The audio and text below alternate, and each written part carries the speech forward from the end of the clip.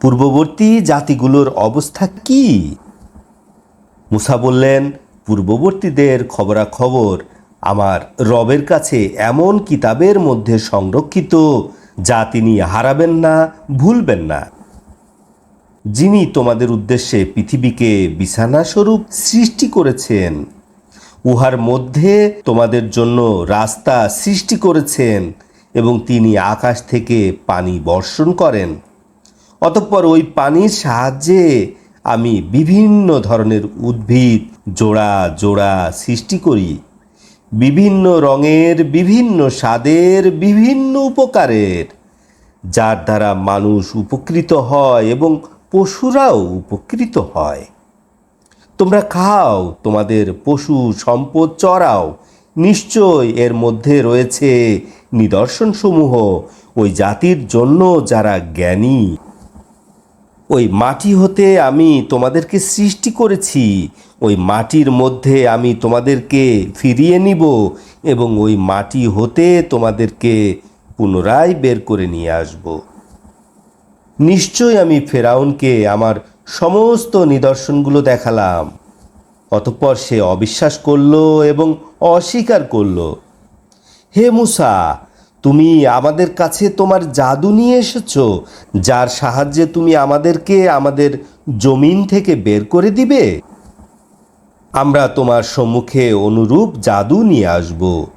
আমাদের মধ্যে এবং তোমাদের মধ্যে একটি সময় নির্ধারণ করো মধ্যবর্তী স্থানে, যা আমরাও ব্যতিক্রম করব না, তোমরাও ব্যতিক্রম করবে না।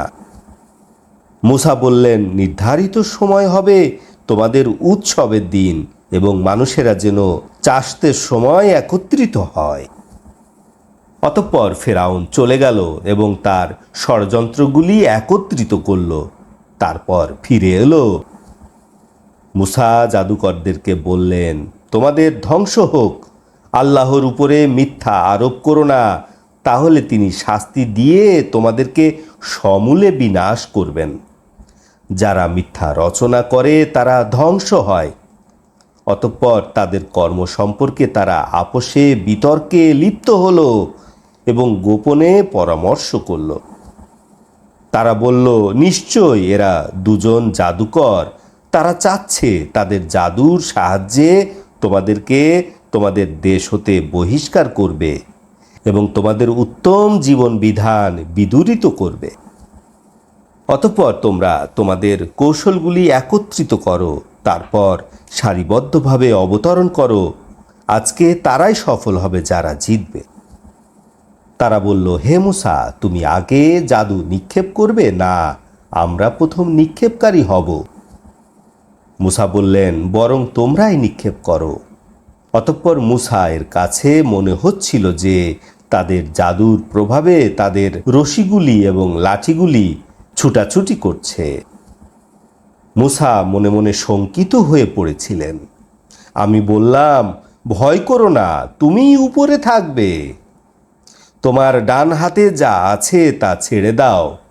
ওরা যা করছে সব গিলে ফেলবে। নিশ্চয় ওরা যা করেছে তা জাদুকরদের কৌশল।